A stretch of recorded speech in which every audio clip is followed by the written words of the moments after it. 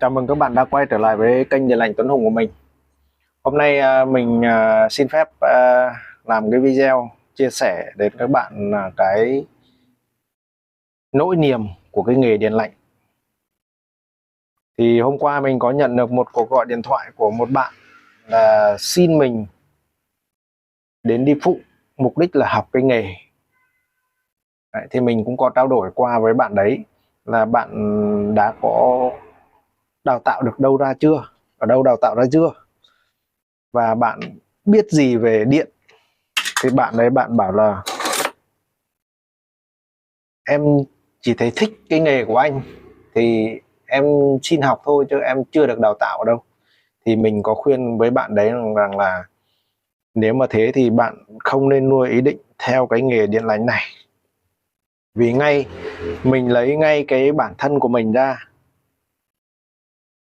để tâm sự cũng như là chia sẻ đến cho các bạn nào đang có ý định học hỏi cái nghề này cũng như là tìm hiểu cái nghề này.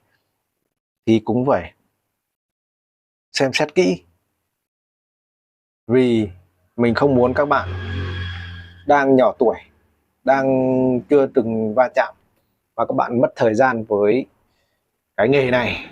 Đấy. Thì cách đây 5-7 năm về trước ấy, thì cái nghề này nó đang hot, cho đến thời điểm bây giờ thì tất nhiên nghề nào thì nó cũng bão hòa. Thời điểm bây giờ thợ rất nhiều và sự cạnh tranh nó rất là khốc liệt. Để mà anh thành đạt được thì anh phải làm được tất các bệnh, các lỗi của các hãng, các loại máy. Tất nhiên là mình không nói là mình là tài giỏi nhé các bạn nhé. Các bạn phải làm tối thiểu nhất là 80% các loại máy. Mình nói đơn giản như cái điều hòa, các bạn phải làm được các lỗi ở trên mạch. Tất nhiên là không phải 100%, nhưng mà cũng phải được 60% ở trên mạch. Các bạn phải biết đo, các bạn phải biết nó hỏng hay là không hỏng. Xong rồi đấy là về phần mạch, gọi là phần điện tử đấy. Về phần ga là các bạn phải làm hầu như được hoàn thành. Mà để như thế thì các bạn phải mất thời gian từ, ngay như bản thân mình đây, từ 8 đến 10 năm. Ngay bản thân mình đấy nhá, mình không lấy ví dụ ai hết, 8 đến 10 năm. Mà nhiều lúc á, có những con máy á, có thể là 1-2 năm sau các bạn gặp lại đúng cái lỗi đấy. Nhiều khi con bỡ ngỡ, chứ không phải là thời gian sau các bạn gặp lại các bạn làm được ngay. Thì để học được cái nghề này ấy, tối thiểu nhất các bạn cũng phải qua một trường công nhân điện. Điều tối thiểu nhất, tức là bạn phải hiểu về điện đã. Như thế nào gọi là dòng điện, như thế nào gọi là điện tích, như thế nào gọi là dòng định mức, các bạn phải hiểu đã. Xong rồi các bạn đi ra ngoài, các bạn cọ sát với thực tế. Cọ sát thực tế thì các bạn hiểu được cái gì. Chẳng hạn như là bây giờ muốn lắp một cái mặt lạnh thì phải lắp hướng nào cho nó đảm bảo kỹ thuật cũng như là thẩm mỹ cho khách hàng. Đấy là cái mặt lạnh. Cái cục nóng để ở đâu cho nó phù hợp, sau này còn sửa chữa bảo dưỡng về sau. Khi lắp cục nóng thì các bạn phải kê cái thang nào nó chắc, nó không bị trượt. Đấy là cái kinh nghiệm. Và làm cái nghề thì cái an toàn là trên hàng đầu. Mình thấy mình đi làm, mình thấy mình tiếp xúc nhá, Trung Quốc cũng có này, Đài Loan cũng có này, rồi thì Hàn Quốc cũng có này, Nhật Bản cũng có này. Đấy, nhưng mà mình thấy là riêng mình, không phải chê gì người Việt Nam mình, riêng Việt Nam và Trung Quốc làm rất ẩu và không an toàn.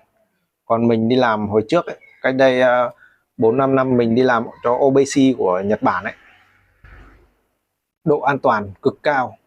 Làm bên Nhật thì yên tâm luôn, là hầu như là không có chuyện tai nạn lao động xảy ra, vì tiêu chuẩn người ta rất là ngặt. Đấy, ý mình muốn nói đây là gì? Cái đặc biệt nhất là cái nghề này, cái khâu an toàn là trên hết. An toàn để ngày mai mình còn làm việc, an toàn để không gây gánh nặng cho xã hội cũng như gia đình. Đấy, quan điểm của mình, cái gì không an toàn từ chối ngay, không làm, kể cả có tiền có cao mình không làm. Đấy là cái quan điểm của mình. Đấy, tất nhiên là mỗi người mỗi quan điểm khác nhau, chứ không ai giống ai, và cái thu nhập của mỗi người mỗi khác nhau, cái tay nghề mỗi người mỗi khác nhau, chứ không ai giống như ai cả. Nếu mà ai như ai thì xã hội này nó lại khác rồi. Thì mình nói tiếp về cái vấn đề là nghề điện lạnh. Cái nghề điện lạnh này nó bao quát tất cả các nghề. Chẳng hạn như là bản thân mình chỉ nói bản thân mình đấy nhá. Hồi đầu tiên là mình đi học điện công nghiệp, tức là mảng về điện máy đấy, tự động hóa đấy. Xong rồi mình ra làm xong rồi vừa làm cái đấy mình vừa làm cơ khí, hàn xì cắt gọt các kiểu. Xong rồi quay về điện công nghiệp, xong rồi ấy, mình lại quay ra điện lạnh. Đấy, và cái mảng điện lạnh này cũng không phải là cái mảng chính của mình các bạn nhé. Mảng chính của mình nó là một vấn đề khác, còn cái điện lạnh này là cái nghề tay trái của mình. Đấy, mình cũng chia sẻ với các bạn là cái quan điểm làm việc của mình ấy, không biết là tất nhiên là mỗi người mỗi khác, mỗi chí hướng khác nhau, nhưng mà riêng bản thân mình là làm những cái gì ít người làm thì mình mới làm. Đấy, quan điểm mình, 10 người một cái việc này, 10 người nhưng mà trong đấy 1-2 người làm được thì mình mới theo. Chứ cái việc mà 10 người mà cả 10 người hoặc 9 người hoặc 8 người người ta làm được thì mình không có cơ hội các bạn nhé. Mà đặc biệt nhất là khi mình làm việc là mình rất là chú tâm. Mục đích là gì? Để khai thác những cái cấu tạo cũng như nguyên lý của một cái máy để mình nắm vững. Đến khi mình đi thực tế nhà khách, khách hàng đánh giá mình có năng lực, đến lúc mà khách hàng đã ghi nhận mình thì các bạn không phải xét về vấn đề giá cả nọ kia, vì khách hàng người ta cũng rất là khôn. Chẳng như là cái máy người ta, ví thử như là cái điều hòa người ta tầm 20 triệu, nếu như mình không sửa được mà đến mà mọ mẫm là người ta để ý. Chỉ cần các bạn cầm cái tô vít là khách hàng người ta biết là bạn có phải thợ hay không. Tất nhiên mình làm YouTube này là rất nhiều khách hàng xem. Đấy, khách hàng sẽ hiểu bạn là cái trình độ của bạn được đến đâu. Mục đích của mình muốn nói lên đây là gì? Làm thợ là nó phải chuẩn thợ. Đấy, quan điểm mình làm thợ nó phải ra dáng ông thợ. Ra dáng ông thợ anh phải có kiến thức, có năng lực để đi làm việc. Cho nên là mình khuyên các bạn trẻ nhé, nếu như các bạn xác định theo nghề này thì các bạn phải chịu khó học tập, rèn luyện bản thân, rồi thì cố gắng trong công việc.